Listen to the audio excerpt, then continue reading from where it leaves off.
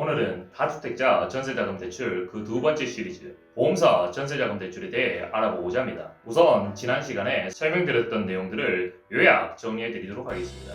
다주택자인 경우 한국주택금융공사나 허그 등에서 보증서 발급이 불가하기 때문에 일반적인 전세자금 대출은 불가합니다. 하지만 반드시 불가한 것은 아니고요. 새마을금고나 신협 등의 상호금융권, 일부 보험사 또는 카드사, 캐피탈사를 통해 다주택자 전세자금 대출이 가능합니다. 상호금융권이나 캐피탈사 등의 다주택자 전세자금 대출 관련 동영상은 댓글 부분에 링크 남겨놓도록 하겠습니다. 그럼 본격적으로 이야기를 시작해보도록 할게요.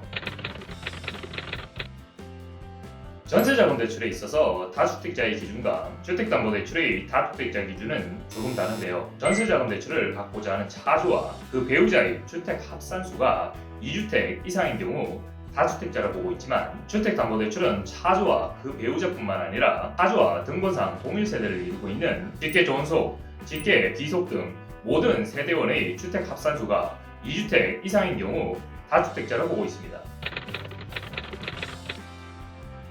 대부분의 보험사는 다주택자 전세자금 대출이 불가하지만 일부 보험사는 다음의 조건에 부합하는 다주택자에 대해 전세자금 대출을 내주고 있습니다. 우선 배우자의 주택 보유수와는 상관없이 전세자금 대출을 받고자 하는 차주만 다주택자가 아니면 됩니다. 단 차주가 1주택자이기는 하지만 그 주택의 시세가 9억을 초과하는 경우에는 진행이 불가합니다. 보험사에서 지급하는 다주택자 전세자금 대출이 가능한 물건은 첫 번째, 반드시 KB 시세가 있어야 합니다. 해당 주택이 KB 시세가 있는 물건인지 아닌지는 포털 사이트에서 KB 부동산 시세를 검색 후 확인이 가능합니다. 두 번째, 서울, 경기, 인천 등 수도권에 위치해 있어야 하며 세 번째, 아파트나 오피스텔 전세건만 취급이 가능합니다. 이렇게 보험사가 아파트나 오피스텔 전세대출만 취급하는 이유는 채무자의 채무 불이행 시 경매를 통한 원금 회수가 용이하기 때문입니다. 네 번째, 전세대출 5억 이상의 물건만 취급이 가능합니다. 네, 보험사 다주택자 전세자금 대출 시 전세건 설정은 필수입니다. 금융사는 다주택자 전세자금 대출 시 등기상 전세건 설정을 하거나 전세보증금 반환 채권에 대한 질건 설정을 통해 채권을 담보하게 되는데요. 두 가지 방법 중에서 주로 전세건 설정을 통해 채권을 담보하고 있습니다. 이 전세건 설정 부분은 지난 영상에서 자세히 다루지 못했기 때문에 이번 시간을 통해 좀 더 자세히 설명드리도록 하겠습니다. 첫 번째, 등기에 전세건 설정을 하기 위해서는 임대인의 동의가 반드시 필요합니다. 그렇지만 임대인이 전세건 설정 동의를 거부하는 경우가 상당히 많기 때문에 임대차 계약서 작성 시 전세건 설정 동의에 관한 약정을 특약으로 넣어두는 것이 좋습니다. 두 번째, 전세건 설정 시에는 등록세 및 기타 부대 비용이 발생하게 됩니다. 자료화면의 여러가지 숫자들은 어렵게 생각할 거 없고요. 편하게 전세건 설정 비용은 1억당 24만원 정도이고 증지료가 15,000원 정도 추가적으로 발생하게 된다라고 이해하시면 됩니다. 세 번째, 전세보증금을 보호받기 위해 전입신고 및 실거주 의무가 없습니다. 주택 임대차 보호법을 통해 전세보증금을 보호받기 위해서는 반드시 전입신고와 더불어 확정일자를 받은 이후 전입을 유지해야만 계약력과 우선 변제권을 주장할 수 있는데요. 이에 반해 전세건은 물건에 해당하기 때문에 전입을 하지 않더라도 등기 말소 전까지는 그 효력이 유지가 됩니다.